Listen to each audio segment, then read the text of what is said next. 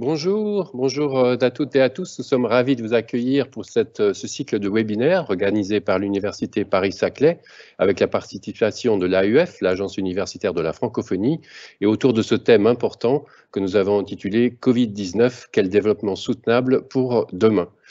Ces débats, évidemment, s'inscrivent dans la réflexion sur l'impact de la pandémie et les leçons à tirer pour notre planète.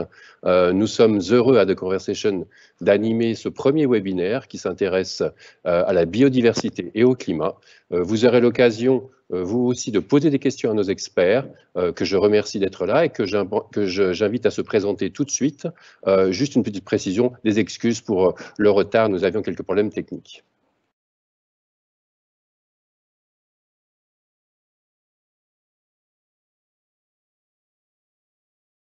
C'est à Valérie, normalement, de se présenter. Bonjour.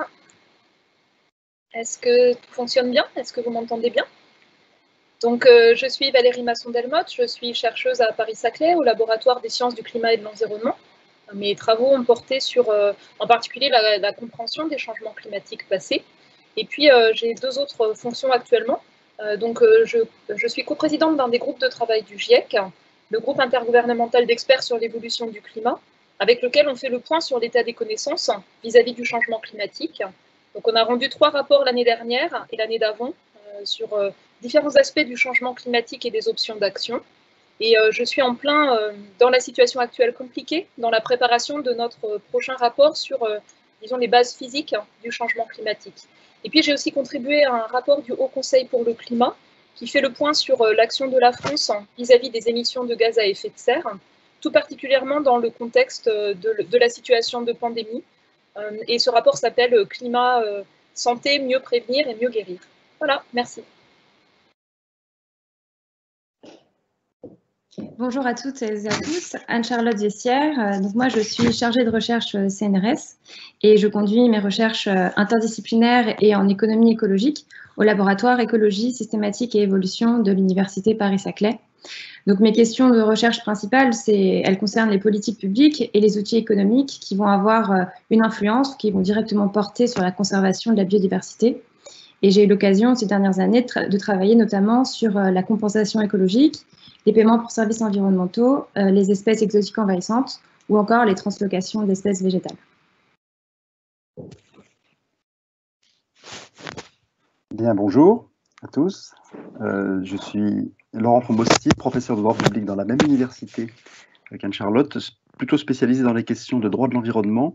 Et ma réflexion, celle que je mène depuis une dizaine d'années, tourne autour de la façon dont les systèmes juridiques peuvent incorporer ou intégrer ces nouvelles contraintes ou opportunités qui représentent les enjeux climatiques et beaucoup plus globalement ou différemment environnementaux, écologiques. Je vous remercie.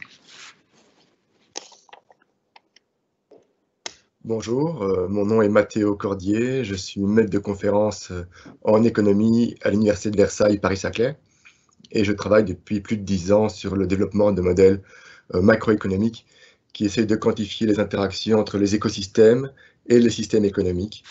Et j'ai notamment travaillé là-dessus sur des modèles économico-écologiques traitant des habitats marins, des plastiques dans les océans et la gestion des plastiques. Et voilà, donc c'est des outils macroéconomiques qui peuvent s'adapter à tout type de thématiques environnementales, dont celle des maladies infectieuses. Bien, écoutez, merci donc à tout le monde de s'être présenté. Afin de lancer ces débats qui vont être fructueux, j'en suis sûr, je vais passer la parole à Jeanne Lecomte, vice-présidente développement soutenable à Paris-Saclay, qui va nous faire un propos introductif et qui va nous permettre de mieux cadrer ces débats que nous allons avoir tout de suite. Merci de me passer la parole pour une brève introduction. Alors, je me présente, je suis professeure d'écologie à l'Université Paris-Saclay et ma prise de fonction en tant que vice-présidente développement soutenable de cette même université date de mars de cette année. Donc, ma prise de fonction a donc coïncidé avec le début de la crise liée à l'épidémie du Covid-19 dans notre pays. Alors, je ne sais pas si c'est un signe. Par contre, ce qui est sûr, c'est que cette crise révèle, s'il en était encore besoin, la responsabilité d'une université de recherche publique comme la nôtre dans le développement et la transmission des connaissances qui nous donneront les clés pour affronter ce type de défi complexe. Et le développement soutenable est un défi éminemment complexe et interdisciplinaire, j'y reviendrai. Alors, ce qui est notable aussi, c'est que cette pandémie, cette épidémie qui ébranle le monde entier, a révélé l'extrême vulnérabilité de nos sociétés et, pour faire simple, de leur organisation, voire de leur fondement même. Elle interroge aussi sur nos relations avec les autres êtres vivants et la place que nous leur laissons, au sens propre et au sens figuré. Cette crise invite donc à des changements, à condition bien sûr que nous soyons capables d'en tirer des enseignements. Et c'est dans cet esprit qu'après une série d'entretiens avec de nombreux experts de l'Université Paris-Saclay, des climatologues, juristes, économistes comme aujourd'hui, mais aussi physiciens, biologistes, médecins, pharmaciens, écologues, agronomes, sociologues, nous avons décidé d'organiser cette série de webinaires sur le thème Covid-19, quel développement soutenable pour demain, en collaboration avec le média en ligne de Conversation et de l'Agence universitaire de la francophonie. Alors, ces webinaires croiseront les analyses d'experts de différentes disciplines autour de cette question. Nous pensons que cette crise peut en effet servir d'enseignement pour anticiper les autres crises à venir et devrait pouvoir faciliter les transitions nécessaires. Nous verrons dans ces webinaires quelles sont les conditions pour un redémarrage différent de nos sociétés qui intégrerait ces enjeux. Alors, les enjeux environnementaux relatifs à l'érosion de la biodiversité et au changement climatique sont deux grands enjeux pour lesquels les experts du GIEC, dont Valérie a parlé, et de l'IPBES vont au-delà du constat d'une crise qui est déjà présente pour proposer des scénarios plus favorables à nos sociétés et des actions pour atteindre ces scénarios. Biodiversité et climat, il y a en effet urgence, comme nous l'intitulons. Car penser d'un développement soutenable dans un sens de durabilité forte, c'est assurer les conditions du maintien d'environnements viables et adaptatifs qui seuls peuvent nous permettre les conditions de viabilité et de bien-être des humains que nous sommes, sans oublier, j'y tiens, les conditions d'une survie aussi pour les autres habitants de notre planète, cette fameuse diversité du vivant. Alors c'est un challenge qui nécessite le croisement des savoirs et des idées. Donc, avant de laisser la parole à Fabrice Rousselot, directeur de la rédaction de The Conversation, je tenais à remercier chaleureusement ces 4 scientifiques des laboratoires de l'Université Paris-Saclay d'avoir bien voulu participer à ce premier webinaire d'une série de 5. Et merci aussi au public nombreux d'être là pour leur poser des questions. Bien, merci Jeanne. Moi, je vais simplement jouer les rôles de modérateur et d'animateur de discussion. Comme je le disais tout à l'heure, nous sélectionnons certaines de vos questions que nous poserons au fur et à mesure. Et du coup, j'ai envie de poser ma première question à Valérie. Jeanne parlait de l'impératif de changement, de nouvelles attitudes par rapport à l'environnement et au climat. J'avais envie de vous poser une question toute simple. Quels sont déjà les constats qu'on a fait par rapport à cette crise qui a quand même surpris peut-être les scientifiques, mais en tout cas le public, ça c'est sûr. Y a-t-il des premiers constats par rapport à le pays dans lequel on vit, la planète qui est la nôtre, et l'émergence de cette crise? Alors, je ne vais pas rentrer dans toutes les dimensions. Je vais me focaliser sur le lien avec le changement climatique, bien sûr. Je rappelle que ce qui est à l'origine du changement climatique lié aux activités humaines, ce sont nos émissions passées et présentes de gaz à effet de serre, avec deux principaux types de facteurs qui agissent sur le climat. Des facteurs cumulatifs, et tout particulièrement les émissions de dioxyde de carbone. Donc c'est le gaz à effet de serre qui a l'effet le plus important parmi ceux que nous ajoutons. Et puis d'autres facteurs qui ont un effet plus temporaire. Par exemple, si on rejette des particules de pollution, assez vite elles retombent. Elles ont plutôt un effet refroidissant dans leur ensemble, plutôt concentrées là où elles sont émises, et donc des caractéristiques assez différentes. Alors, je n'ai pas d'éléments sur l'effet des composés à courte durée de vie pendant le confinement, mais c'est très clair que beaucoup d'entre eux ont été fortement réduits lorsqu'on a réduit l'activité industrielle dans les pays, par exemple, où l'énergie est produite à base de charbon, et on a réduit les transports terrestres. Donc ça, c'est mesuré très nettement par une amélioration spectaculaire de la qualité de l'air. On l'a vu autour des grandes villes en Europe, on l'a vu de manière spectaculaire en Asie, mais c'est temporaire, c'est-à-dire du moment où les émissions reprennent, on a de nouveau une dégradation de la qualité de l'air et ça n'a pas touché tous les aspects. Par exemple, les émissions de certaines particules en France étaient liées pendant ces derniers mois aux activités agricoles et elles se sont poursuivies. Donc ça, c'est l'effet temporaire. Ensuite, donc sur le dioxyde de carbone, dans le monde, on estime en fait que les émissions de dioxyde de carbone qui n'ont fait qu'augmenter dans les dernières décennies ont subi et vont subir une baisse temporaire qui pourrait être de l'ordre de 4 à 7% dans le monde au cours de l'année 2020. Donc c'est quelque chose qui est une rupture par rapport à l'augmentation constante liée à la déforestation, la destruction des tourbières, mais surtout la combustion de pétrole, de charbon et de gaz. Alors, ça va dépendre en fait des conséquences indirectes de la crise sanitaire, puisqu'il y a un effet direct par les réponses de confinement, et après il y aura des effets en cascade sociaux, économiques, difficiles à anticiper. Mais en termes de composition de l'atmosphère, l'effet sera négligeable. C'est comme si en fait on imagine qu'on déverse chaque année un seau dans une baignoire et qu'on change l'équivalent d'une cuillère à soupe dans ce seau.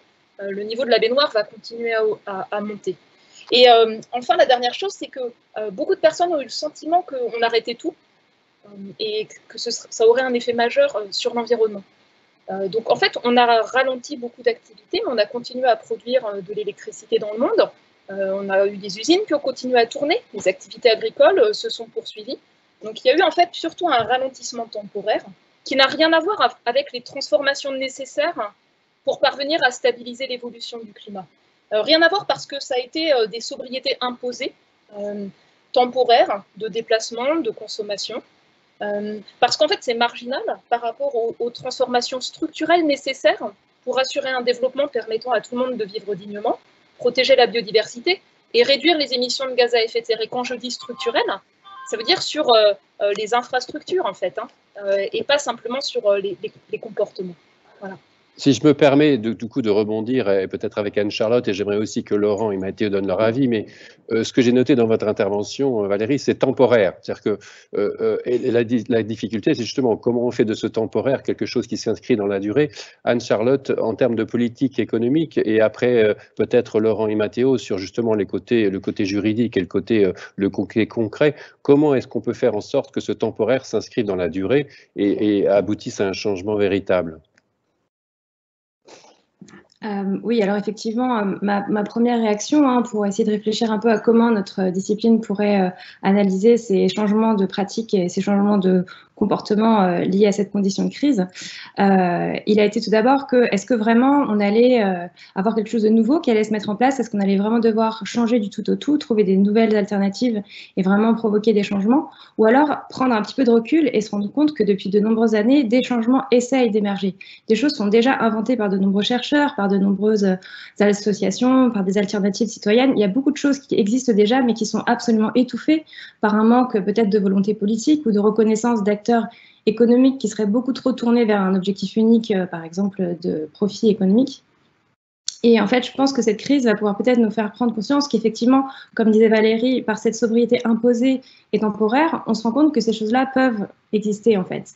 Et peut-être que cette crise va pouvoir permettre de rendre ces actions un petit peu plus visibles et leur permettre d'exister. Donc en fait, moi j'ai un peu de réticence à vouloir parler de monde d'après-Covid, de toutes ces alternatives-là, puisqu'en fait, en réalité, c'est un changement déjà démarré qui devrait simplement pouvoir exister et vraiment cela repose sur une plus grande volonté politique et de la société civile pour reconnaître ces options-là. Du coup, Laurent, justement, sur la volonté politique et l'aspect légal de tout ça, parce que ça implique évidemment beaucoup de prise de position et beaucoup d'aménagement, j'allais dire, des politiques publiques. Oui, je crois que peut-être pour rebondir sur ce qui vient d'être dit par Valérie et Anne-Charlotte, pour moi, en tant que juriste, en fait, j'ai toujours la phrase de Crozier à l'esprit, on ne change pas la société, et certainement pas la société des choses par décret. Donc, il faut imaginer quand même le droit comme un outillage, à certains égards, au service d'une volonté, et au service parfois d'une psychologie, d'une sociologie. Et pourquoi ne pas dire aussi d'une anthropologie. Donc il ne faut surtout pas imaginer ici que le droit pourrait, ex nihilo ou à partir de l'extérieur de la société elle-même, produire quelque chose. Il en est l'émanation à certains égards. Et donc il faut voir le droit ici comme un symptôme, à mon avis. Et ce qui peut être intéressant, je pense, c'est d'imaginer qu'on ne pourra rien faire de toute façon juridiquement si on ne passe pas par une analyse systémique, une approche systémique du droit lui-même, hein. C'est-à-dire que le droit international est sans doute une des clés absolument majeures, mais là Valérie est bien placée pour le savoir parce qu'elle officie dans une instance qui est à cette échelle-là. Et en réalité, c'est surtout peut-être à mon avis sur le terrain des coopérations régionales, si l'on veut s'entendre sur un certain nombre de choses, que les plus grandes avancées pourraient être envisagées. J'ajoute néanmoins en 2 mots le fait qu'on ne peut pas envisager une production du droit aujourd'hui comme celle qui a présidé à notre destinée pendant 2 siècles ou 2 siècles et demi. Autrement dit, il faut envisager une forme de représentation. Jeanne connaît bien ces questions-là, représentation du vivant, et même tout ça, aussi du non-vivant d'ailleurs, hein, dans les instances, avec une nouvelle compréhension de la séparation des pouvoirs. Il faut éviter tout type de conflit d'intérêts, évidemment, pour que toutes les activités susceptibles de nuire à l'environnement et au climat tel qu'il est, ou malheureusement tel qu'il devient, puissent se poursuivre de la même manière. Donc on évoquait des questions structurelles, oui, elles sont systémiques et structurelles. On pourrait y revenir tout à l'heure, le droit est un outillage, et on ne change pas le droit d'ailleurs tout seul. On le change si tout le système l'accompagne, le précède et le suit. Mathéo, vous avez justement beaucoup travaillé sur le terrain et sur les conséquences des atteintes à la biodiversité, mais aussi sur les pistes à suivre. Comment vous envisagez cela? Est-ce que vous pensez que du coup, le traumatisme ou le trauma, je ne sais pas comment on peut dire, de la crise va être suffisant pour qu'on passe à une étape supérieure? Ça, je suis incapable d'y répondre. Par contre, ce que je sais, c'est qu'il faudra que les mesures se prennent à l'échelle locale et nationale et supranationale. Ce qui a frappé avec cette crise, c'est que je pense que les citoyens ont été touchés directement par un phénomène de rétro-impact environnemental. On atteint l'écosystème nous renvoie un feedback, et c'est très important que les citoyens prennent conscience, soient informés sur quelles sont les causes, et pas partir dans les délires qu'on peut entendre dans certains médias, vraiment qu'ils soient conscients des causes écologiques qui sont à l'origine. Les biologistes le disent depuis 20 ans, déforestation, pour l'urbanisation, pour l'agriculture intensive, l'exploration minière. Et si le citoyen est informé que chaque fois qu'il achète un téléphone portable, chaque fois qu'il achète un produit en plastique, chaque fois qu'il achète un vêtement de mauvaise qualité qu'il jettera très rapidement, il génère les conditions de la prochaine crise sanitaire. Alors, je pense que la première étape, elle est franchie. Les citoyens sont conscients qu'il y a quelque chose qui s'est passé de surprenant. C'est un phénomène historique. Est-ce qu'ils ont tous compris ce lien écologique? Je ne sais pas, parce qu'il y a beaucoup de défiance par rapport au pouvoir. Et parfois, il est plus agréable de se dire les politiques ont mal géré que de vraiment se poser et se mettre à réfléchir aux causes. Alors, quand je pense aux solutions locales, c'est très important parce qu'on ne peut pas toujours se mettre dans la position du quémandeur. On ne peut pas toujours attendre des politiques qu'ils fassent ce qu'il faut. Il faut aussi faire soi-même ce qu'il faut. Et donc, il faut prendre conscience de son pouvoir de consommateur.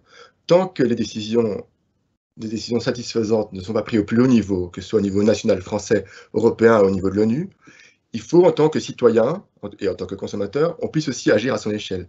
C'est-à-dire être un peu plus flexitarien, manger un peu plus souvent végétarien. Ça veut dire moins d'agriculture intensive sur les forêts tropicales, moins de baisse de la biodiversité. Et là, je ne veux pas culpabiliser le citoyen. Il y a des tas de très grandes entreprises, de très grandes multinationales et d'instances politiques que l'on pourrait aussi rendre responsables, évidemment. Mais chacun, à son niveau, doit absolument agir. Ça veut aussi dire, au niveau de l'État, pourquoi pas créer des incitations fiscales pour développer tout ce qui est service de réparation et réutilisation d'objets cassés. C'est très, très important. Réduire la consommation matérielle, ça va naturellement ralentir peut-être un peu la croissance économique matérielle, favoriser une croissance de services, mais qui n'est pas basée sur du neuf, qui est basée sur un réusage, une réutilisation. Et ça peut être des solutions toutes simples. Le consignage des bouteilles, ça existait dans les années 80 quand j'étais petit, ça a disparu. Et là, on y reviendra peut-être plus tard, mais l'influence des lobbies industriels est prégnante et est prouvée par des chiffres de la Banque mondiale. On va revenir sur ces questions justement globales, locales. Il y a beaucoup de questions sur le GIEC justement, et comme nous avons énormément de questions de la part du public, je vais commencer par quelque chose qui sera d'utilité publique, si je puis dire, et je vais passer la parole à Jeanne, parce qu'il y a quelqu'un qui demande tout simplement, c'est Kevin qui dit bonjour, pourriez-vous expliquer les termes développement durable et développement soutenable? Et c'est vrai qu'on ne l'a pas fait, alors que c'est le titre de la série de webinaires. Donc Jeanne, je vous passe la parole. Et après, on passera sur le GIEC et les autres questions. Bonjour. Alors, je parle de développement soutenable et vous avez sans doute plus entendu parler de développement durable. Développement durable avec ces trois cercles, le cercle qui symbolise l'environnement, le cercle qui symbolise toutes les approches sociales et le cercle qui représente, je dirais, l'économie. Penser développement soutenable, c'est un peu ce que j'ai voulu dire à la fin de mon intervention, c'est déjà s'assurer que les conditions du maintien des environnements, c'est-à-dire les environnements viables, c'est-à-dire on parle de biodiversité là, on parle de climat, on parle aussi de ressources sur lesquelles reposent nos sociétés, eh bien ces environnements-là puissent être déjà existants, puissent être capables aussi de répondre aux perturbations de l'environnement, c'est-à-dire être adaptatifs. Et une fois qu'on a assuré ça, il est clair qu'on a les conditions pour la survie et aussi assurer le bien-être des populations. Donc, c'est plutôt envisager non pas trois cercles qui se concourent et se chevauchent, mais plutôt un cercle, un socle environnemental sur lequel repose le développement de nos sociétés. Et il faut concevoir l'économie qui peut permettre justement d'assurer le maintien de cet environnement qui va permettre à nos sociétés de pouvoir survivre, parce qu'on a bien vu qu'on est là parfois dans des questions de sécurité alimentaire, et puis aussi d'assurer leur bien-être. Voilà, donc le développement soutenable, c'est associé à ce que j'appelle la durabilité forte, c'est déjà envisager ces conditions, partir du principe que la planète, elle est finie. Hein. C'est déjà quand on a ça en tête, on voit les choses autrement. Merci. Donc, nous revenons donc directement sur, justement, on parlera d'économie tout à l'heure, mais on parlait du niveau local, du niveau national, du niveau supranational. Il y a une question sur le GIEC, donc je vais vous la poser, Valérie, avant d'intervenir sur les modes économiques. Une question qui est assez, de Xavier, qui est assez longue, mais qui est intéressante. Il dit: bonjour, le GIEC et les scientifiques attirent l'attention du monde sur les risques majeurs auxquels nous sommes confrontés, en conservant les droits de réserve et les incertitudes nécessaires, espérant faire appel à l'intelligence de leurs interlocuteurs. Tout semble laisser à penser qu'en dehors d'une partie des citoyens, l'intelligence n'est pas au rendez-vous. Ne pensez-vous pas que les propos devraient adopter une communication plus ferme? D'une certaine manière, est-ce qu'on ne devrait pas être plutôt dans l'injonction et l'urgence plutôt que voilà, dans les rapports dont on sait qu'ils sont importants et quand on les reçoit, mais qui souvent, malheureusement, ne sont pas forcément suivis des faits? C'est une vraie bonne question. Et je voudrais juste revenir en arrière sur la question qui était celle de la soutenabilité. En gros, la question pour moi, c'est celle de la santé planétaire, avec celle des écosystèmes et puis la stabilité du climat, et aussi la santé de nos sociétés, avec un accent qui est très important dans la réflexion sur la soutenabilité qui porte sur les inégalités. Et ça se traduit par une réflexion internationale qui a donné lieu à 17 objectifs d'un développement durable. Le premier, il porte sur la pauvreté, le deuxième sur la faim, mais il y a aussi bien sûr les écosystèmes, le climat. En fait, cette réflexion-là, elle est vraiment intéressante parce qu'elle permet de voir comment une action dans une dimension donnée peut avoir des bénéfices ou des effets indésirables dans d'autres dimensions. C'est aussi une réflexion qui a été construite par rapport à la question de la gestion des risques des crises, parce que cet équilibre entre les aspects environnementaux, y compris climat, biodiversité et sociaux et économiques, elle est importante pour avoir des sociétés résilientes par rapport à différents types de chocs. Voilà, donc je précise juste en fait ce volet-là. Et donc par rapport aux travaux du GIEC, nous, on nous demande de faire le point sur l'état des connaissances, c'est le mandat. Et on le fait en co-construction avec les représentants de tous les pays. On écoute leurs questions au départ. Ensuite, on a des chercheurs du monde entier qui passent un temps dingue, en plus de leur travail normal, à passer en revue l'état des connaissances scientifiques, à l'exprimer de la manière la plus objective, rigoureuse possible. Et une fois que nos rapports sont finis, ils sont approuvés par tous les pays, ce qui permet d'avoir un socle scientifique commun, en fait, et séparer ça de tout ce qui peut être négociation internationale. Et quand on communique nos rapports, en tout cas pour ce 6e cycle, on essaie de les communiquer de manière très claire. Et si vous regardez, par exemple, les conférences de presse qu'on a faites, quand on a rendu nos rapports, parce qu'en fait, c'est ça qui compte. C'est ça que la plupart des gens vont voir. Ils ne vont pas aller lire nos textes en anglais, compliqués, avec l'incertitude et des termes techniques. Ils vont plutôt suivre comment ça va être traité dans les médias. En fait, on a plutôt construit des résumés pour citoyens, dans la manière de les présenter. en mettant l'accent sur les éléments nouveaux, robustes, parfois les choses associées avec une incertitude importante, mais potentiellement très grave pour la société. Et puis en mettant aussi en regard de l'analyse de risque, l'analyse de toutes les options d'action.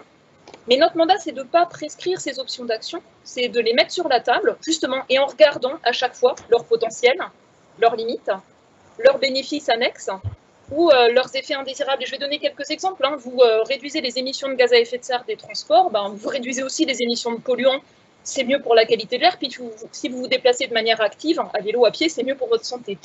Ou si vous réduisez les émissions de gaz à effet de serre liées à l'alimentation, en fait, l'alimentation la mieux pour l'environnement, c'est celle qui réduit les émissions de gaz à effet de serre, mais c'est aussi celle qui réduit la pression sur les terres, qui est bénéfique pour les écosystèmes, et c'est aussi l'alimentation la plus saine, en fait. Donc cette analyse-là, elle est intéressante parce qu'elle permet de dégager des choses qui, après, ont besoin d'être construites dans chaque contexte, propre à chaque contexte, à chaque pays. Et ça demande de mobiliser bien d'autres choses, pas simplement le monde académique, mais les connaissances des acteurs de terrain, en fait, qui sont fondamentales à intégrer pour mettre en œuvre ces solutions. Voilà, donc il y a ce rôle du GIEC, mais après il y a le rôle de l'ensemble de la société pour s'approprier ces éléments et construire des projets, finalement. Et ce sont deux choses différentes. On est tout à fait d'accord, et notamment on rebondit sur la question de la politique économique, hein, Anne-Charlotte, sur quelles approches économiques aussi par rapport à cette politique à mettre en place, quelles sont les options. J'ai beaucoup de questions, je les lis rapidement, beaucoup de gens qui parlent d'économie circulaire, qui parlent de décroissance, qui parlent d'économie alternative. Anne-Charlotte, comment on s'y retrouve? Quelles sont les approches économiques sur ces questions? Alors peut-être que pour aborder cette question, je continuerai un petit peu sur ce principe de durabilité ou soutenabilité forte que Jeanne a introduit et que Valérie a poursuivi un peu dans son propos. En fait, une des conditions qu'on a pour décrire cette soutenabilité forte, c'est celle, alors je vais utiliser un mot un peu compliqué, mais c'est celle d'une substituabilité limitée entre les différentes formes de capital. Pour faire très simple, ça veut simplement dire qu'on va éviter de substituer le capital naturel avec toutes les autres formes de capitaux, par exemple physiques ou autres. Donc, je vais prendre un exemple pour illustrer ça. Quand vous constatez que le niveau des mers augmente à côté d'une ville, par exemple, vous pourriez vous dire, bon, on va construire une digue pour pouvoir limiter cette montée du niveau des mers et protéger la ville. Donc ça, c'est-à-dire que vous vous reposez sur du capital physique construit par l'homme, il est vraiment manufacturé. Une autre façon de réfléchir, c'est de dire, non, ce qu'on va faire, c'est qu'on va reconstituer tout un réseau de dunes, de zones humides tampons, qui vont petit à petit, en fait, retrouver un rôle de limitation de l'érosion côtière, et peu à peu, peut-être, protéger certains milieux du montée de la niveau des mers. Donc, en fait, ça veut dire que la politique publique et les décisions économiques ne vont pas se reposer sur des décisions court-termistes avec une efficacité directe, qui va pouvoir effectivement régler le problème peut-être à très court terme, mais vont vraiment s'inscrire dans le très long terme, dans des solutions qui vont être basées sur une durabilité forte et donc basées sur des solutions, si possible, basées sur des composantes naturelles et qui, elles, vont en fait, au bout d'un moment, s'autosuffire et s'auto-régénérer dans le temps. Et donc ça impose vraiment des décisions économiques et politiques tout à fait différentes que celles qui sont pour la plupart du temps proposées aujourd'hui. C'est-à-dire qu'on va mettre en place une restauration écologique, par exemple, mais qui va nécessiter peut-être de nombreuses années avant d'atteindre un niveau d'efficacité. C'est-à-dire qu'on ne pourra peut-être pas mesurer à l'année N+1 déjà le résultat de cette politique-là. Il va peut-être falloir attendre 4-5 ans ou plus. Donc ça nécessite vraiment de changer aussi nos modes d'évaluation des politiques publiques. Et ça, c'est vraiment un changement qui serait très important pour pouvoir avoir des politiques publiques et des outils économiques qui comprennent vraiment en fait cet aspect de biodiversité. Et donc ça se repose non seulement sur ce changement d'approche qui impose donc des experts écologues et différents corps de métier vraiment en fait pertinents et dédiés à ces sujets-là. Et donc ça devrait pouvoir favoriser en fait de nouvelles filières d'acteurs compétents et connaissant la biodiversité. Donc en fait, ça veut dire qu'on peut aussi voir ça comme un développement économique, vraiment de quelque chose de nouveau, d'une filière un peu nouvelle qui aujourd'hui commence à se développer mais existe peu et un peu écrasée par d'autres secteurs économiques existants et qui aujourd'hui, on le sait, sont très polluants et devraient petit à petit justement diminuer et décroître. Une autre chose qui est importante pour que tout ça puisse fonctionner à mon sens, c'est qu'il y ait donc cette patience, j'en ai parlé, une patience pour voir les résultats écologiques arriver, et aussi une confiance, c'est-à-dire qu'on va s'autoriser de prendre un peu d'incertitude pendant quelques années pour voir si le résultat écologique va venir, est-ce que la trajectoire écologique va prendre une direction qui nous semble satisfaisante et ajuster au fur et à mesure, adapter pour vraiment faire avec nature plutôt que s'imposer un objectif fixe et mesurable qu'on ne pourra peut-être pas se donner d'un point de vue écologique. Donc ça nécessite vraiment un changement de pensée, un changement de logiciel en fait, que vraiment on intègre l'écologie comme une nouvelle façon de penser dans nos modèles économiques et politiques. Du coup, je vais rapprocher votre approche d'une question et pour vous, Laurent, justement, et aussi Mathéo, réagir, parce que ces changements systémiques, évidemment, ça implique des changements de cadre aussi. Et il y a une question assez large, mais qui est intéressante, de Roberto. Je m'excuse, c'est un peu long, je vais la lire. Tenant compte du fait que la pandémie de Covid-19 a généré une crise économique mondiale, différente de toutes les crises vues précédemment, serait-il temps de changer les modèles économiques mondiaux et d'établir un modèle économique lié au développement durable et à la conservation de l'environnement? Serait-il possible de créer un accord mondial qui permette la libération des frontières économiques, de privilégier et d'établir un commerce plus durable sur le plan environnemental entre les pays membres et d'exclure les pays qui ne veulent pas être membres? Donc là, je trouve que cette question est intéressante parce qu'elle est dans le suivi. On comprend la complexité de mettre en place toutes ces approches différentes.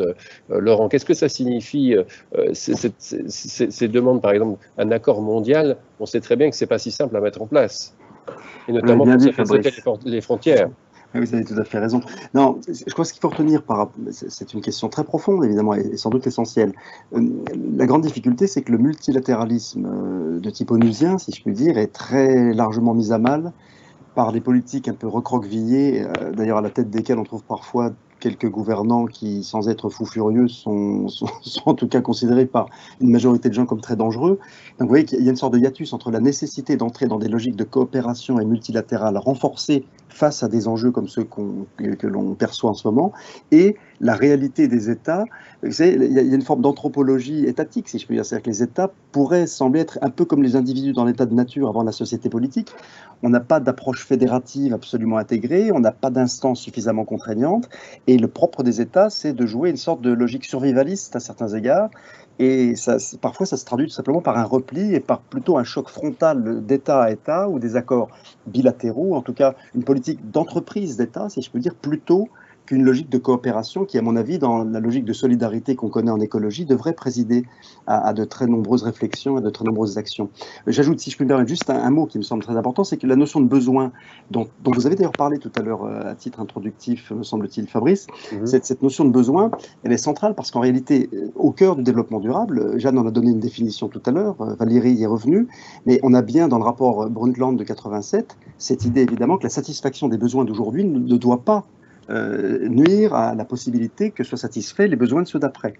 Or, très sincèrement, dans des régimes juridiques libéraux, où la liberté d'entreprendre reste absolument centrale, où l'économie n'est pas considérée à l'aune de l'écologie alors que la racine étymologique est commune, il est extrêmement compliqué d'envisager un cadrage, tout simplement une planification ou même un dirigisme autour de la notion de besoin. Et c'est pas compatible avec le paramètre. Anne-Charlotte y a fait allusion aussi d'ailleurs, c'est une question de changement de logiciel. Je crois sincèrement qu'on en est assez loin. Dernier mot peut-être, avant de laisser sans doute la parole à Mathéo ou de vous rendre la parole, la question du temps court et du temps long, il y a été fait allusion, c'est d'une importance capitale. Le temps de l'électeur, le temps de l'homme, de la femme politique, c'est un temps court. C'est un temps fragmenté, c'est un temps de reproduction de mandats, si je puis dire. Il y a eu de très beaux travaux sur ces questions-là. Alors, les conditions permettant la réintégration d'un temps long sont des conditions qui, personnellement, m'échappent complètement, mais qui, à mon avis, ne relèvent pas que du politique, mais de la façon qu'on a, nous, de se représenter le rôle, la place des politiques. Vous voyez, ça se situe à des altitudes qui m'échappent amplement. Pour revenir sur Terre, Mathéo, du coup, comment on éduque la population, les politiques à ces changements-là? C'est-à-dire que ça ne va pas se faire en une demi-journée, on le sait. Le discours, on l'a depuis longtemps. On a l'impression que ça touche certains membres de la population. Mais comment on fait en sorte qu'on passe justement de ce niveau local au niveau national et à un niveau global? J'ai partagé mon écran. On va voir si ça marche. Ah. Est-ce que vous voyez le graphique? On voit votre... Oui, on les voit. Ok. Le politique, c'est un citoyen, le politique. Il faut qu'il soit conscientisé lui-même. Un politique qui veut toujours de la croissance, un citoyen qui veut toujours consommer plus, il est dans l'illusion. Ça, c'est la croissance du PIB mondial depuis les années 60 jusqu'à nos jours.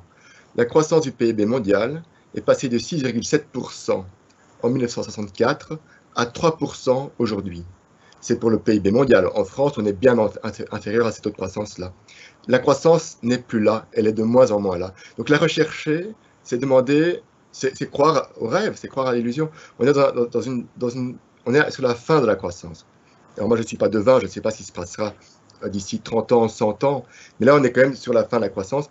Et c'est pour ça que tous les économistes qui parlent des limites de la croissance, du ralentissement de la croissance, ce n'est pas seulement une idéologie, c'est aussi un constat de fait. La croissance n'est plus là, donc il vaut mieux s'habituer et s'adapter plutôt que de rechercher quelque chose d'impossible. Je vais passer un second graphe.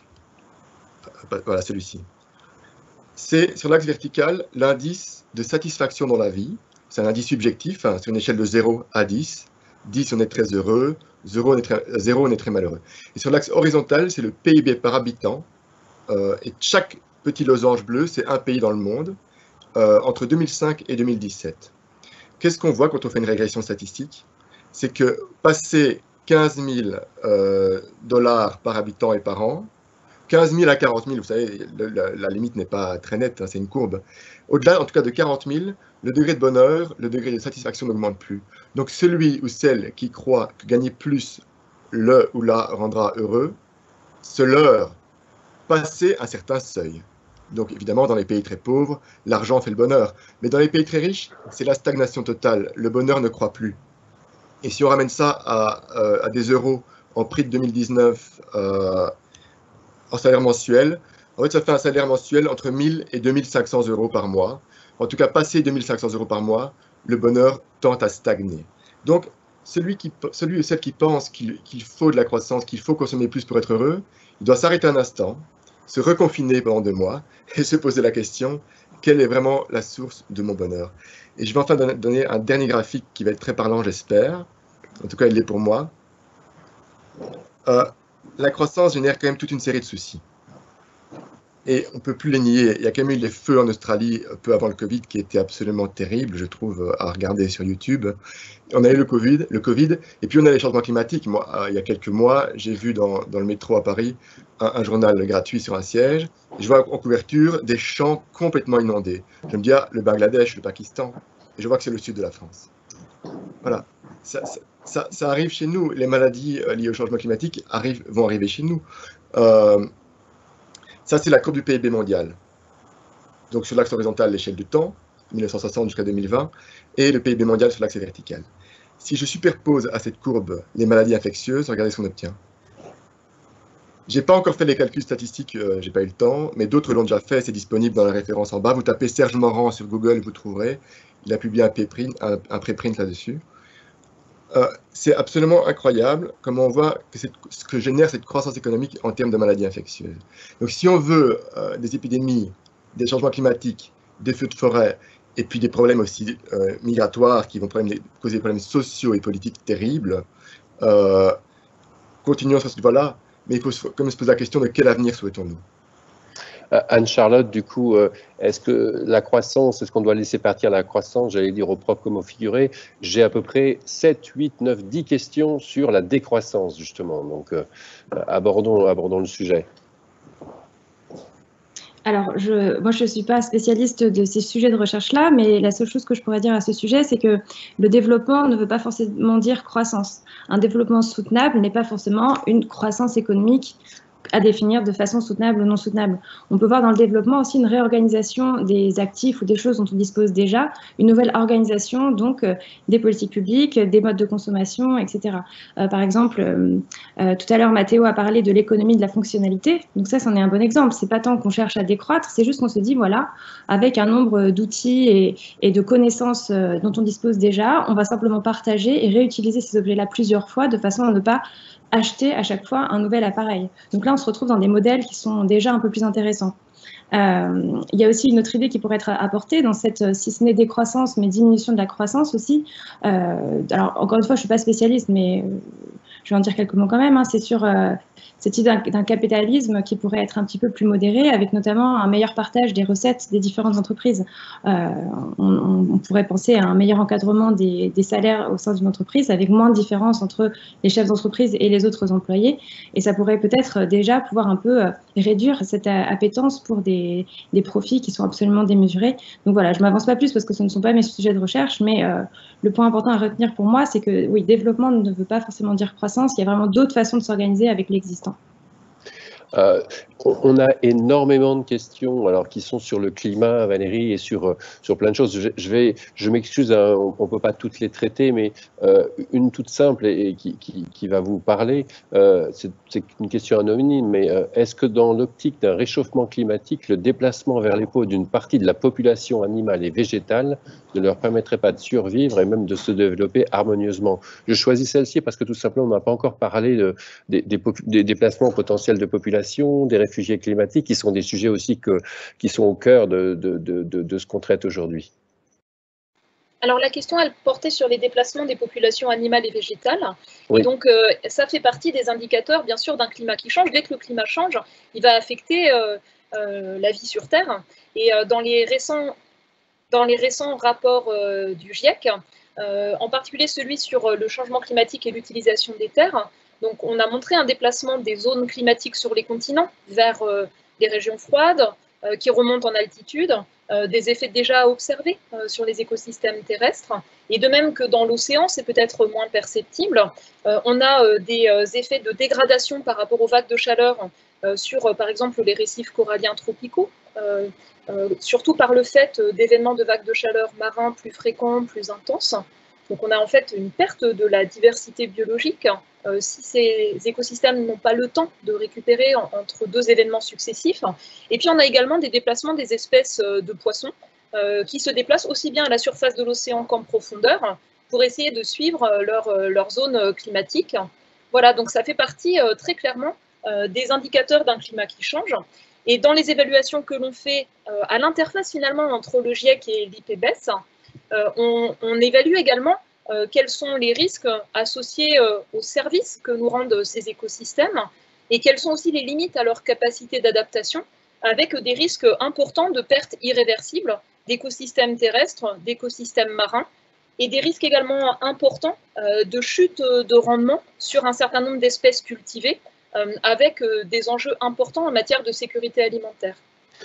En termes de population humaine, Valérie, j'ai donc pas mal de questions également sur les réfugiés climatiques, sur ce terme et sur l'incidence. Est-ce que vraiment c'est un phénomène que l'on va voir apparaître? À quelle échelle? Et quelle sera l'incidence sur le fonctionnement de la planète? Ce qui, d'une certaine manière, vient rejoindre toutes les questions qu'on a posées auparavant sur les systèmes à mettre en place, les économies et comment ça va impacter directement la vie au quotidien. Donc moi, je ne suis pas une spécialiste de ces questions qui sont complexes. Ce qu'on peut juste dire, c'est qu'il y a de nombreuses dimensions dans l'analyse des effets d'un climat qui change sur les populations humaines et leurs habitats, leurs déplacements.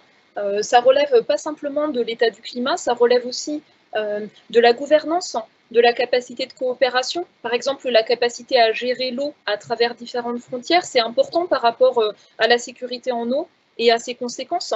Le fait d'avoir, par exemple, des systèmes de mutualisation de risques, des systèmes d'assurance pour les agriculteurs les plus modestes, c'est aussi quelque chose qui est fondamental pour permettre à certains qui dépendent en fait d'une agriculture de subsistance de tenir le coup par rapport à des événements extrêmes, ou au contraire, ça va les pousser à se déplacer. Et la dernière chose, et c'est un point qu'ont souligné beaucoup de mes collègues, en particulier en Afrique, c'est que les déplacements de population font partie d'une capacité d'adaptation. Il y a énormément de gens, en particulier en Afrique, qui se déplacent entre une activité agricole et puis quand elle est difficile, quand il y a des chutes de revenus, ils vont travailler en fait dans la périphérie des grandes métropoles et ils peuvent revenir. Et donc je pense qu'il y a des nuances à apporter sur l'analyse de ces aspects-là, dont je précise que je ne suis pas une spécialiste et qui sont évalués dans le cadre du rapport du GIEC en cours de préparation sur les impacts et des stratégies d'adaptation à un climat qui change. Laurent, je vais me permettre de poser ma question parce que moi j'ai une question qui me turlupine un peu, c'est que on parle beaucoup notamment de l'implication citoyenne, Mathéo en parlait tout à l'heure, de ce qu'on peut faire au niveau mondial. On a un peu l'impression quand même que qu'en France, par exemple, pour donner l'exemple de notre pays, les politiques ne sont pas forcément là à suivre, en tout cas, et on se demande du coup quelle serait quelle volonté politique serait nécessaire pour que justement on change. J'ai souvent des échanges avec les gens autour de moi qui ont l'air de dire mais il y a des choses simples à faire, personne ne les fait. Comment on commence? Il se trouve qu'en France, en 2005, on a fait le choix d'intégrer dans notre corpus juridique une charte de l'environnement. Et cette charte de l'environnement, pleine de promesses, à certains égards, que beaucoup de nos concitoyens connaissent, on a entendu parler, comporte un article 7 sur la participation du public et son information. C'est quelque chose de très lourd et ça entre en résonance avec la Convention d'Aarhus, qui est une convention de 1998, qui elle-même est très importante pour ça. Alors la question, et Mathéo a sans doute peut-être, et d'autres parmi nous, des clés à ce sujet-là, des clés de compréhension et d'analyse. Mais moi, ce qui me frappe, en tout cas comme juriste, c'est que l'analyse de toute la jurisprudence et de tous les mécanismes institutionnels mis en place autour de l'information et de la participation du public révèle presque toujours des biais. Des biais qui font que, d'une façon ou d'une autre, il y a des courts-circuits entre la parole dans ce qu'on appelle la logique du bottom-up. Il y a presque toujours des courts-circuits entre la parole qui monte et qui est souvent d'ailleurs canalisée par des associations de protection de l'environnement, qui jouent un rôle néanmoins majeur, évidemment, et ce que les politiques publiques se chargent d'en faire, de cette parole-là, de ces demandes citoyennes, d'un certain point de vue. On l'a vu, vous savez, je ne vous l'apprends pas, Fabrice, évidemment, l'action menée il y a quelques temps et qui reste d'ailleurs en suspens devant les juges à propos de l'inaction climatique de la France. Et cette action-là, d'ailleurs, en justice, elle correspond à une petite partie des 1450 actions menées en ce moment dans le monde devant les États. Et vous voyez, comme par hasard, l'action se développe devant les États parce qu'il n'existe pas de juridiction internationale dédiée et aussi parce que la place des citoyens dans la sphère internationale et régionale, supranationale, est pour l'instant très insuffisante. Je n'ai pas tellement de clés personnellement à vous proposer ici, mais je trouve en tout cas, je constate qu'il y a des biais, je le vois dans ma jurisprudence de façon assez technique, il y a toujours des biais dans la façon dont on informe pas complètement les citoyens. Et l'information d'ailleurs sans sensibilisation, sans éducation à l'environnement, c'est la théorie du récepteur, si vous voulez. Et elle est d'un certain point de vue biaisée ou incomplète. Même chose pour la participation. L'administration donne d'une main et reprend de l'autre en général, fait semblant de faire participer alors que les premiers étages de moellons d'une construction qui n'a pas été vraiment décidée de manière collaborative sont secs. Ou déjà installés. Donc ça, ce sont de vrais enjeux, me semble-t-il. Du coup, Mathéo, vous avez été dénoncé par votre camarade, mais du coup, est-ce que vous pouvez parler un peu de ces mouvements citoyens et peut-être après de la difficulté justement entre les mouvements citoyens qu'on voit se développer un peu partout au niveau local notamment, où des gens tout d'un coup prennent un enjeu local entre leurs mains et décident de faire quelque chose, et comment on fait ou pas le lien avec l'échelon supérieur et l'échelon politique? Alors j'ai tenté, mais ce n'est pas ma spécialité. Moi, ce que j'ai remarqué, donc je donne cours à des étudiants de master et de licence. Une fois par an, lors de la fête de la science, je donne cours à des collégiens et des lycéens. Et j'ai remarqué depuis 3 ans un changement de conscience. J'en ai parlé avec mes collègues, j'en ai parlé avec les enseignants de lycée et de collège, et ils le remarquent aussi, en tout cas en région parisienne.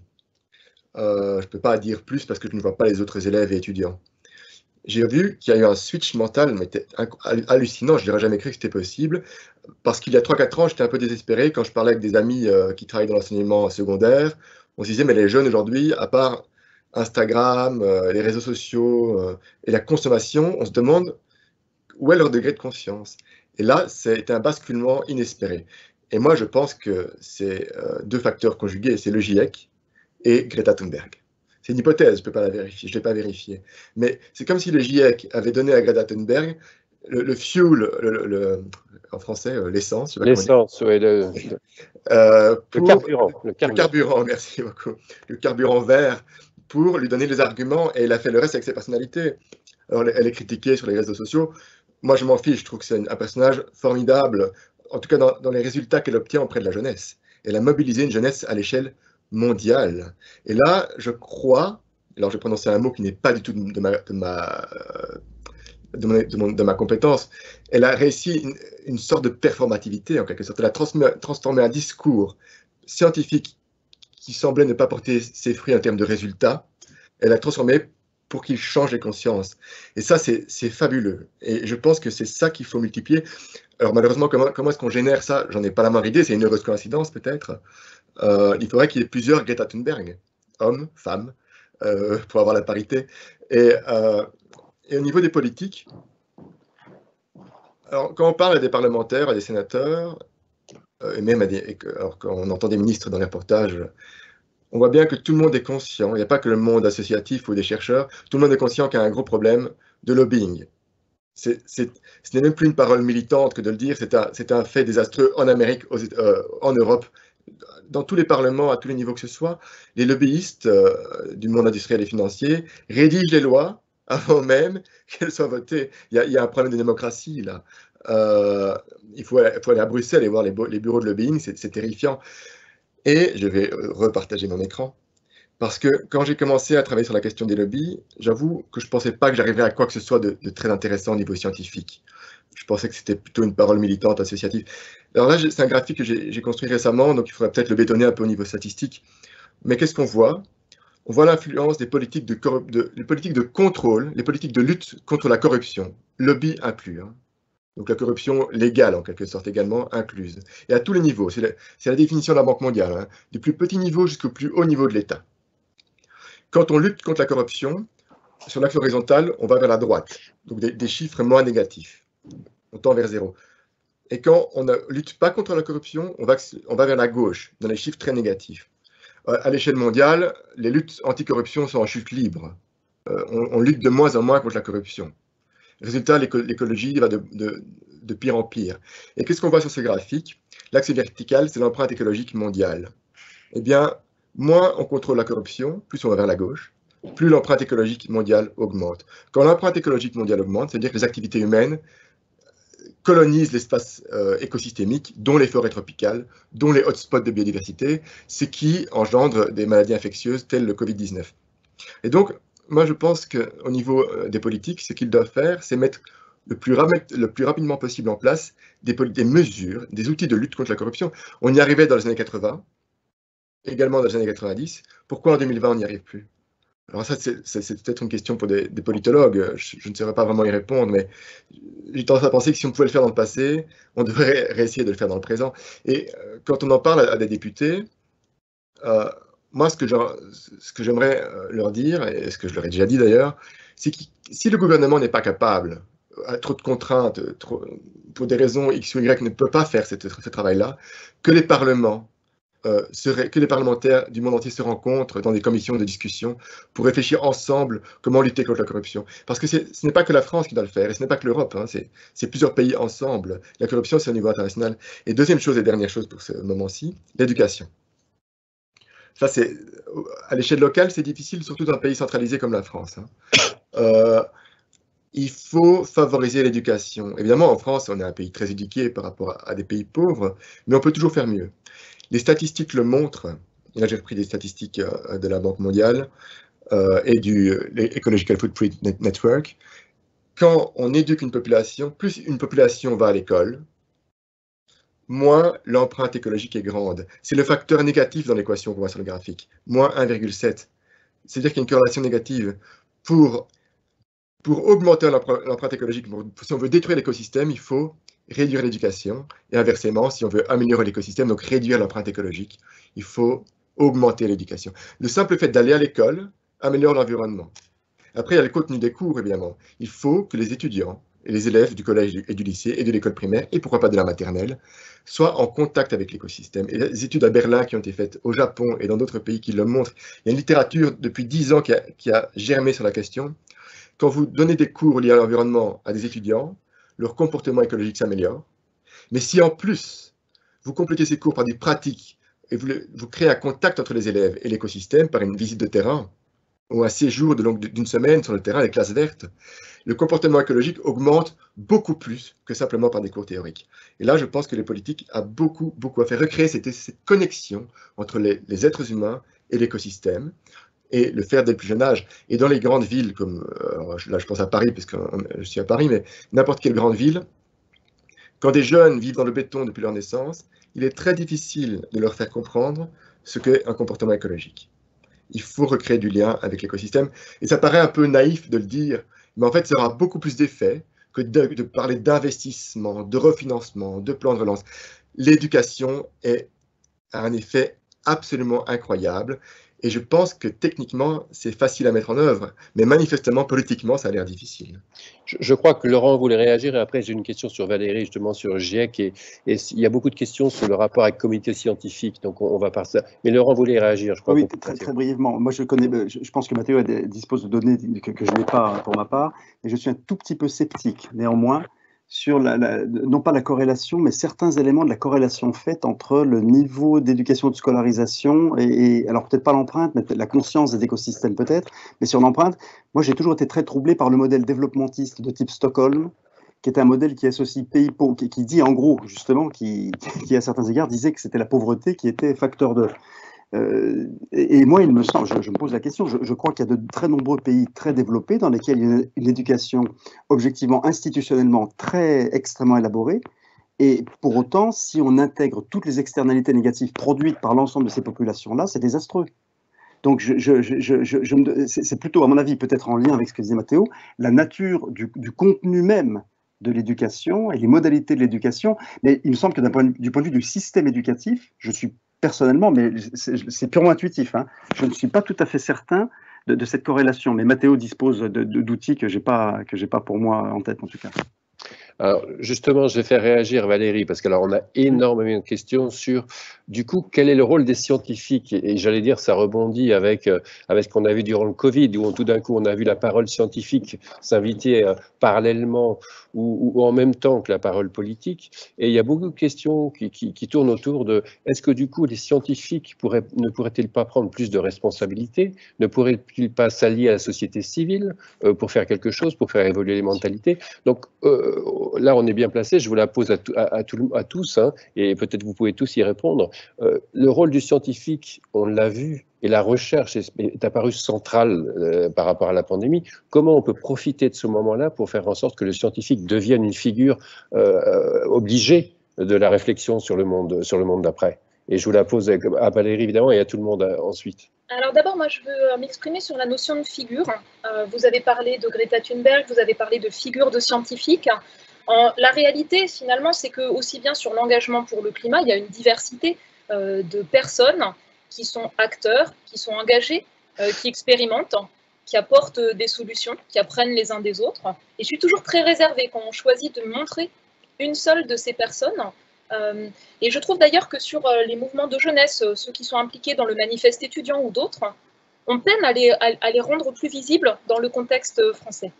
De la même manière, sur la figure des scientifiques, en réalité, on a des communautés scientifiques, on a tout un travail de production de connaissances, et puis derrière ça, il y a le regard critique des uns, des autres, sur chaque nouvelle étude, qui est essentielle dans la démarche scientifique, et on a vu à quel point c'était délicat dans une situation de crise, où chaque préprint ou chaque opinion d'un scientifique était traitée même au même niveau que des études solides qui passent par le filtre de la relecture, et que même les journaux les plus prestigieux avaient été défaillants sur le processus de relecture.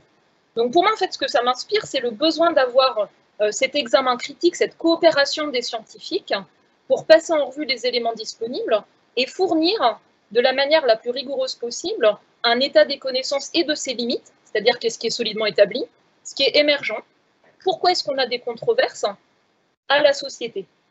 On essaie de le faire quand on enseigne, hein, ça fait aussi partie de nos métiers, bien sûr, directement. Je vois aussi qu'il y a cette difficulté sur le rôle des experts. Il y a parfois eu récemment une instrumentalisation des connaissances scientifiques, où parfois les gouvernements se sont cachés derrière les experts pour ne pas assumer des décisions qui sont des choix politiques ou qui sont contraintes par le fait de ne pas être prêt pour gérer une crise de ce type-là. Donc pour moi, ça pose énormément de questions sur la relation entre la science et la société. Les choses que moi je trouve très positives, ce sont toutes les approches qui permettent de mettre ensemble le monde académique, les acteurs de terrain qui sont porteurs de connaissances, bien sûr précieuses, irremplaçables, et puis les décideurs politiques ou d'entreprise, pour justement construire des ponts entre des mondes qui n'ont pas toujours des espaces d'échange. Et je suis également très attachée à l'exploration de nouveaux éléments de vie démocratique, et tout particulièrement les assemblées citoyennes, l'exemple de la Convention citoyenne pour le climat, où on fait confiance à l'intelligence des citoyens, ils acceptent de passer un temps fou à s'approprier des éléments, ils délibèrent avec toute leur diversité de points de vue, de lieux de vie, de types de revenus, de centres d'intérêt. Et je pense qu'on a besoin de renforcer sur des questions fondamentales de choix de société, de choix d'options de réponse, que ce soit pour les écosystèmes, mais aussi l'adaptation à un climat qui change. On en a parlé tout à l'heure avec la montée du niveau des mers. Il y a des choix très différents qui sont possibles, ou la baisse des émissions de gaz à effet de serre. C'est vraiment des questions profondes de choix de société et on a besoin de renforcer ces approches de vie démocratique. Et enfin, on a besoin de renforcer les compétences, un socle commun de compétences. En anglais, on l'appelle climate literacy. Alors, c'est pas facile à traduire en français, mais un socle commun de compétences, en fait. On a vraiment besoin de renforcer ça sur climat, sur biodiversité, sur océan, sur qualité de l'air aussi. Et il y a un vrai déficit, c'est-à-dire qu'autant on voit arriver des jeunes qui se sont appropriés ces éléments-là, qui ont eu la chance d'avoir des enseignants qui ont passé du temps pour leur apprendre, à l'école primaire, au collège, au lycée ou après. Mais autant on a un vide, parfois sidéral, de compétences des gens adultes qui sont à des postes de responsabilité. Et pour moi, là, il y a vraiment un enjeu majeur à faire avancer parce qu'on manque de méthodologie pour la prise de décision, pour les études d'impact, pour les lois, pour les projets de loi, qui intègrent les objectifs du développement durable, qui intègrent la question du climat ou de la biodiversité. Et si ces personnes qui aujourd'hui sont en situation de prise de décision ne sont pas formées, comment est-ce qu'on va y arriver? Voilà. Du coup, Anne-Charlotte, justement, et Laurent après, sur ce rapport scientifique-politique et comment on fait en sorte de peser sur ces politiques publiques. Et on sait que la politique publique est au centre un peu de ces débats-là. Oui. Alors du coup, c'est vrai que ça pose la question du lien un peu entre la recherche et la décision et la politique publique. En fait, moi, je vois un lien que j'essaye de faire, que je m'efforce de faire le plus au quotidien, c'est de faire ce transfert, en fait, vulgarisation ou au moins ce transfert entre nos recherches et les acteurs qui vont prendre des décisions et aussi les citoyens. C'est-à-dire faire l'effort de travailler avec des acteurs de la vulgarisation et du transfert, comme par exemple le média The Conversation ou d'autres qui s'efforcent vraiment de faire le lien entre des recherches très compliquées avec beaucoup de graphiques, du jargon. Il faudrait vraiment être spécialiste de la discipline pour pouvoir comprendre le papier. Et quelque chose de plus traduit et qui tend la main en fait vers les acteurs qui vont décider ou devoir comprendre les décisions. Donc pour moi, on a vraiment un rôle en tant que scientifique déjà de faire ce lien ou de tendre la main vers les personnes qui vont nous aider à faire ce lien. Et Mathéo parlait tout à l'heure de Fête de la Nature, donner des cours auprès de jeunes publics. Tout ça, ce sont des actions que les scientifiques devraient pouvoir faire sur une partie de leur plan de travail pour pouvoir mieux faire ce lien. Et plus particulièrement en tant qu'économiste, moi ce que j'ai toujours appris, c'est que mon rôle c'était de pouvoir apporter des éléments d'aide à la décision. Je ne pouvais pas moi dire quelle serait la bonne décision à prendre, ce n'est pas mon métier ni mon rôle. J'ai vraiment apporté effectivement les éléments factuels qui vont décrire la situation, éventuellement faire des retours d'expérience d'autres pays pour essayer de voir comment d'autres expériences peuvent nous apprendre des erreurs ou des bonnes idées à récupérer et adapter à notre contexte institutionnel. Donc voilà, c'est vraiment faire ce travail de production d'informations factuelles avec les différentes options possibles, mais la décision ne reposera pas directement sur nous. Après, je pense que aussi en tant que scientifique, on est souvent sollicité par les acteurs publics. Par exemple, les enquêtes sénatoriales font souvent appel à des collèges de scientifiques pour donner leur avis ou au moins leur connaissance sur certains sujets. Certains ministères mettent en place des groupes de travail, des comités de pilotage sur des études où ils ont besoin de quelques scientifiques pour les épauler. Et donc pareil, pour moi, en tant que scientifique, une petite partie de notre temps doit être dédiée à répondre à ces sollicitations pour être là et au moins faire entendre ce qu'on sait et ce qu'on a appris. Laurent, là-dessus, et puis j'aimerais peut-être avoir Jeanne aussi sur le rôle des scientifiques, parce que là, clairement, et par rapport à votre université, il y a un moment qui est important. Donc Laurent, et puis peut-être Jeanne sur les scientifiques et le politique. Oui, très brièvement. Alors, évidemment, la question des rapports entre science et droit, science et politique, c'est une question abyssale. Mais il y a, je crois, deux choses peut-être qu'on peut dire très brièvement. D'abord, c'est le fait que, comme ça a été très bien dit par Valérie et Anne-Charlotte, des éléments d'aide à la décision, la question des études d'impact, c'est une chose, mais la prise de décision, c'est évidemment une forme de dramaturgie politique, si je puis dire. La prise de décision, c'est autre chose que l'expertise qui est toujours à angle aigu. Vous voyez ce que je veux dire? Et donc, le politique, lui, ne peut évidemment jamais être remplacé par le scientifique. Donc, il y a un circuit décisionnel, un processus de décision qui fait que l'aide à la décision est majeure. Mais je vous donne deux exemples. Fallait-il faire le premier tour des municipales le 15 mars? Fallait-il déconfiner le 11 mai? Cette question-là est une question que le politique traite finalement, et ça se traduit d'ailleurs par des décisions juridiques, on fait ou on ne fait pas, mais à certains égards, on voit très bien que la place du politique n'est absolument pas interchangeable. Chacun est dans sa position, si je puis dire ici. Et ce processus décisionnel, en revanche, là où je crois que la chose est fondamentale à dire, c'est qu'il faut qu'il y ait des contrôles citoyens, une forme de production continue, d'une séparation des pouvoirs, d'une prévention des conflits d'intérêts, non pas de façon instantanée. Et c'est là peut-être que les citoyens, c'est là sans doute que les communautés citoyennes, on évoquait la Convention pour le climat, mais c'est beaucoup plus large que ça. Il faut repenser la démocratie pour que les systèmes de contrôle par le bas, et d'un certain point de vue pas forcément institutionnel et classique, soit développé. Ça me paraît absolument fondamental ici. Du coup, Jeanne, voilà, c'est un problème qui est apparu de façon très évidente durant le Covid. On avait la parole scientifique qui avait un vrai poids. Après, on a eu des critiques. Après, on a eu, comme l'a dit Valérie, des critiques d'instrumentalisation. Comment on fait en sorte que le scientifique ait tout son rôle dans ces décisions de société importantes et assume ses responsabilités sans pour autant être utilisé, je le dis entre guillemets, potentiellement par les politiques et ce qui entoure? Votre micro. Excusez-moi. Je pense que pour ça, il faut qu'il y ait une culture du politique envers les scientifiques. C'est-à-dire, là, on a vu que les scientifiques ont été mobilisés à un moment de crise. Je pense que cette relation et ces conseils de scientifiques doivent perdurer.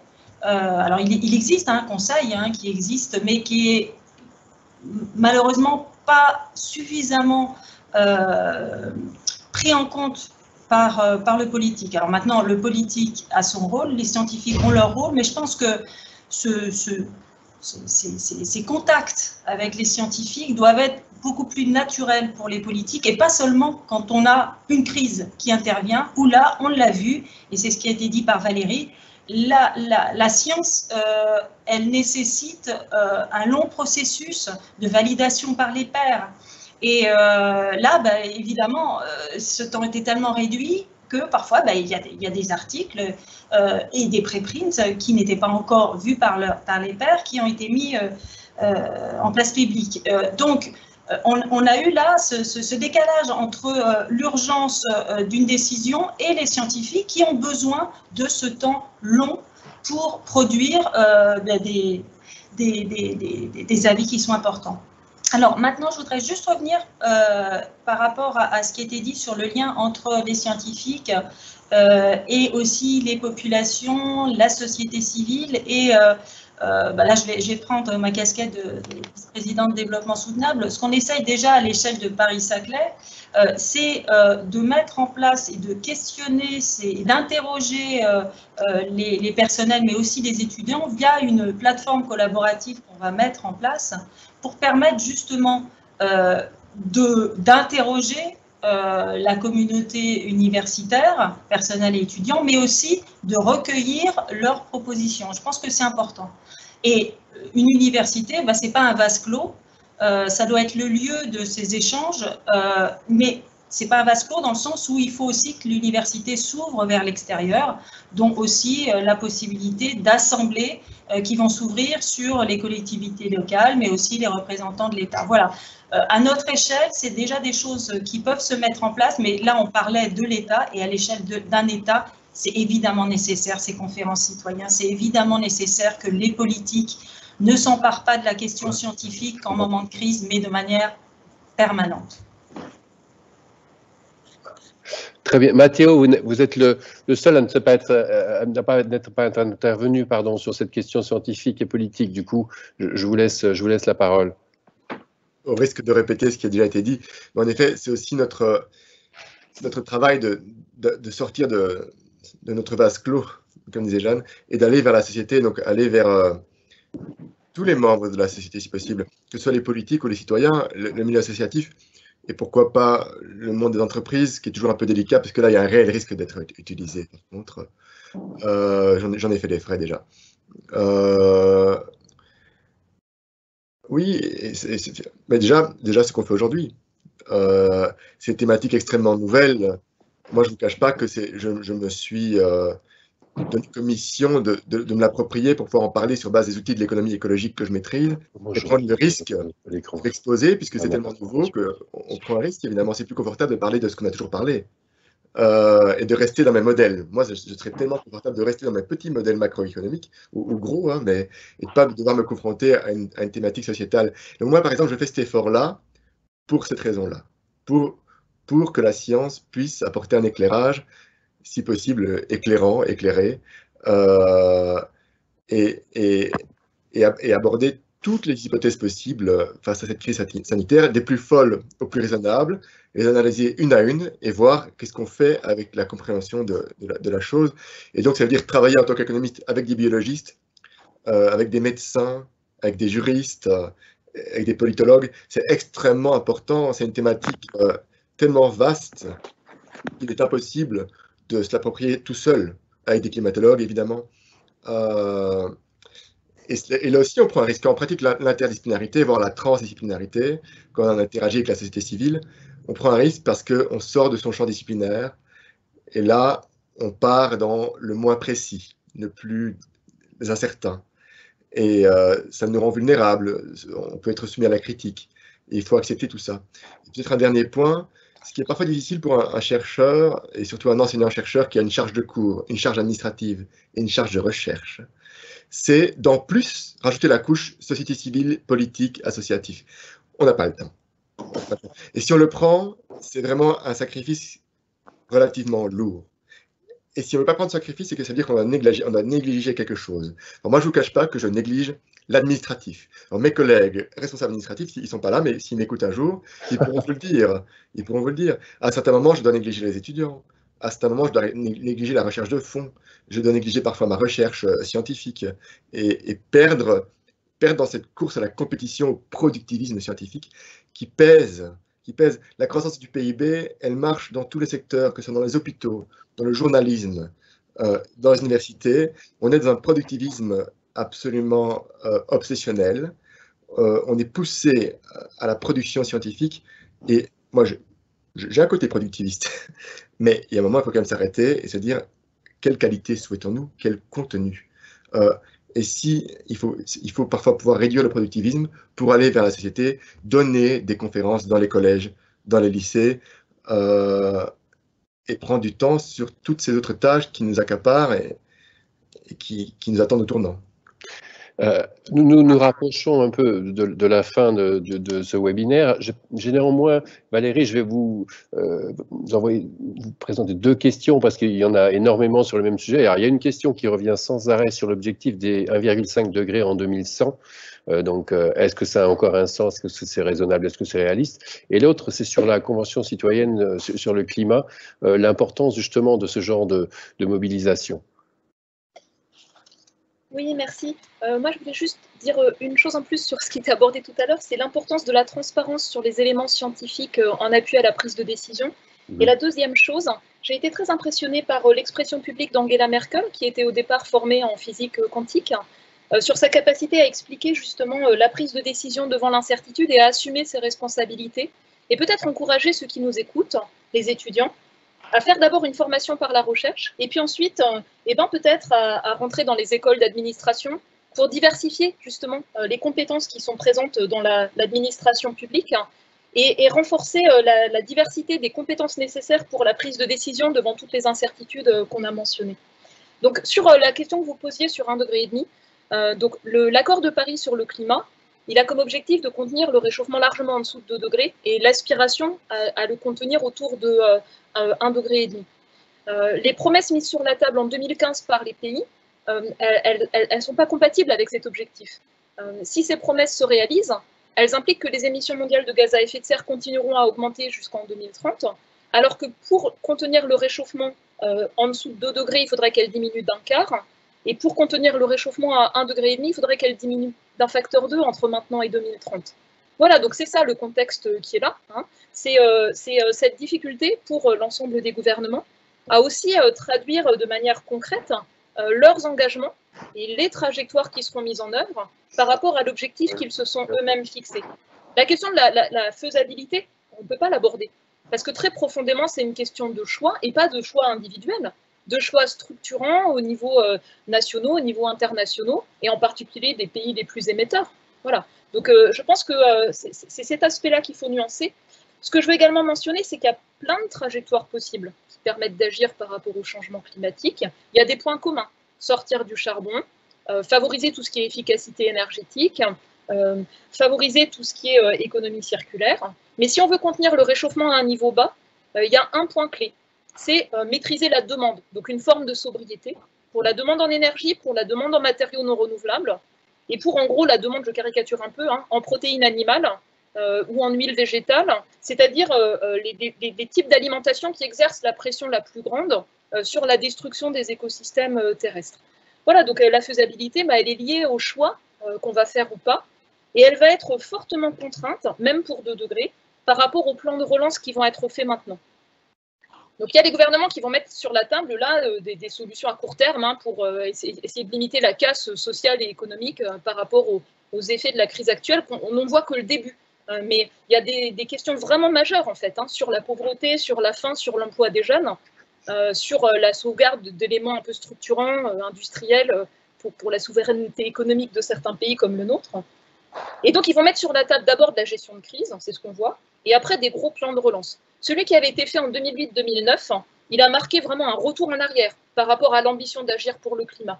Il a bloqué en fait en favorisant les secteurs qui émettent beaucoup de gaz à effet de serre, des émissions importantes. Et on voit encore maintenant les conséquences de ce qui a été fait en 2008-2009 sur l'employabilité des jeunes.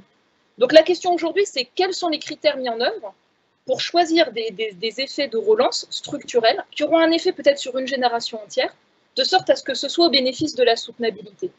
Et ça pose la question, encore une fois, des méthodes que les politiques vont utiliser pour évaluer ce qu'ils envisagent de faire. Il y a des économistes britanniques d'Oxford qui ont publié un article récent qui montre les points qui ont été abordés tout à l'heure.